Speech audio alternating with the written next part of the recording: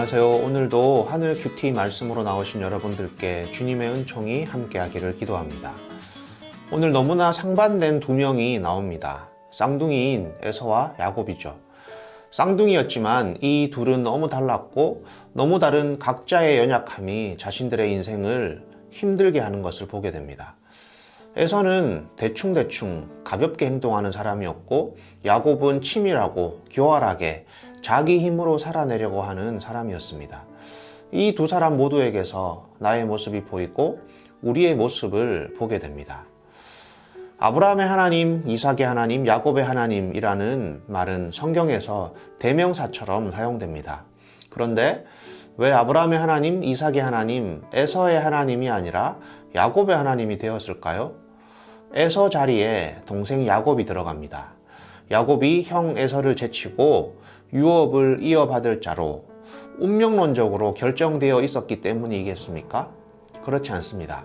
하나님은 에서를 통해 일하실 수도 있고 야곱을 통해 일하실 수도 있습니다. 하나님은 어떤 것에도 매이는 분이 아닙니다. 오늘 본문은 그 유명한 팥죽 사건이죠.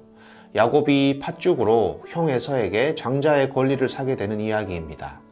허기진 에서는 팥죽을 끓이고 있는 동생 야곱에게 죽을 좀 달라 이야기하죠. 배고파하는 형에게 그냥 좀 줄 수도 있었을 텐데 교활한 야곱은 그냥 주지 않습니다. 맏아들의 권리를 자기에게 팔면 주겠다 말합니다. 에서는 지금 배고파 죽을 지경인데 맏아들의 권리가 무슨 대수냐라고 하면서 그 권리를 팔겠다고 맹세해버립니다. 그리고 빵과 팥죽을 얻어먹죠. 이 일을 성경은 어떻게 평가하는가 하면 에서가 맏아들의 권리를 가볍게 여겼다라고 말합니다. 34절 야곱이 빵과 팥죽 얼마를 에서에게 주니 에서가 먹고 마시고 일어나서 나갔다. 에서는 이와 같이 맏아들의 권리를 가볍게 여겼다. 에서의 하나님이 아니라 야곱의 하나님으로 불리게 된 이유는 하나님께서 그렇게 하기로 결정하셨기 때문이 아니라 에서가 맏아들의 권리, 장자의 권리를 가볍게 여겼기 때문입니다. 하나님은 하나님의 약속과 은혜를 가볍게 여기는 자들에게 그것을 허락하지 않습니다.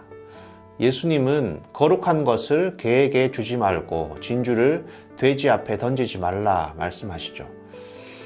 여러분, 우리가 보는 이 기록된 말씀은 하나님의 약속입니다. 그리고 우리에게 주시는 은혜입니다. 여러분 가만히 한번 잘 생각해 보십시오. 누가 하나님의 은혜를 입으며 살아갑니까? 여러분 주위에 저 사람은 참 하나님의 은혜를 입으며 살아간다 싶은 사람을 한번 떠올려 보십시오. 그 사람들의 삶의 자세, 말씀을 대하는 자세를 한번 생각해 보십시오. 말씀에 대한 사모함과 자세가 다릅니다. 굉장히 순수하고 겸손한 자세로 말씀 앞에 서는 것을 보게 됩니다. 하나님은 그런 사람들에게 복을 주시고 은혜를 주십니다. 사모하는 자에게 하나님이 은혜를 주시고 복을 주시는 것은 당연한 이치입니다. 여러분 하나님의 복에 주실 은혜에 욕심을 좀 내셨으면 좋겠습니다. 사모하는 자가 복을 받습니다. 그렇다면 이 팥죽 사건에서 야곱의 모습은 괜찮은 것인가 생각해 볼 수 있습니다. 만약 야곱이 팥죽으로 장자의 권리를 사들이는 행동을 하지 않았다면 그가 유업을 이어받을 자가 되지 못했을까요? 팥죽으로 장자의 권리를 사들이는 행동은 하나님의 구원 역사에 있어서 반드시 필요했던 사건이었을까요? 그렇지 않습니다. 야곱의 이 행동 역시 그가 하나님의 약속을 신뢰하면서 기다리지 못했기 때문에 어떻게든 자기의 힘으로 무언가를 해보겠다고 하는 그런 교활함과 불신앙이 내포된 행동입니다. 하나님보다 앞서가는 행동이죠. 마치 사라가 하나님이 주실 이삭을 기다리지 못하고 몸종 하갈을 통해 자녀를 생산하고자 하는 성급함과 동일한 행동입니다. 이 일로 사라는 많은 고생을 하게 되죠. 장자의 권리를 가볍게 여긴 에서가 더 큰 잘못이라고 보이지만 야곱의 이 행동도 절대로 아름다운 모습은 아닙니다. 후에 야곱은 에서로 변장하여 아버지의 축복을 가로채기도 하죠. 이것 역시 하나님보다 앞서는 행동입니다. 야곱은 그의 이름처럼 속이는 자의 습성을 가지고 살았고 이러한 모습 때문에 험악한 세월을 살게 됩니다. 야곱은 하나님보다 앞서 자기 힘으로 해내려는 사람이었습니다. 야곱의 이런 모습은 그가 순조로운 인생을 사는데 큰 장애물로 작용합니다. 일평생 험악한 세월을 보내게 되죠. 여러분, 너무 힘주고 살지 않아도 괜찮습니다. 이것저것 하지 않으면 안 된다는 강박과 두려움에 사로잡히지 않아도 괜찮습니다. 성급하게 하나님보다 앞서가는 노력들은 인생을 오히려 더 돌아가게 만들 수 있습니다. 저는 개인적으로 급하게 선택해야 하는 일이라면 그것이 아무리 좋아 보여도 잘 선택하지 않으려고 합니다. 혹 좋은 기회를 날려버리는 한이 있어도 거의 선택하지 않으려고 합니다. 거기에 하나님보다 앞서 나가는 함정이 있다고 보기 때문입니다.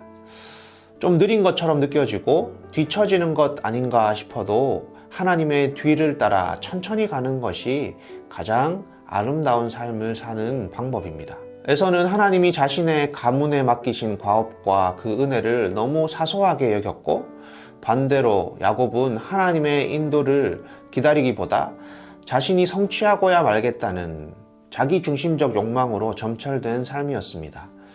한 사람은 하나님의 약속을 경홀히 여겼고, 한 사람은 하나님의 약속을 자기 힘으로 이루겠다는 욕망의 사람이었습니다. 하나님의 약속, 하나님이 주시는 복에 욕심을 좀 내었으면 좋겠습니다. 사모하는 자에게 하나님은 은혜를 주십니다. 하지만 하나님보다 앞서 자기 힘으로 무언가를 성취하겠다는 욕심은 내려놓아야 할 욕심입니다.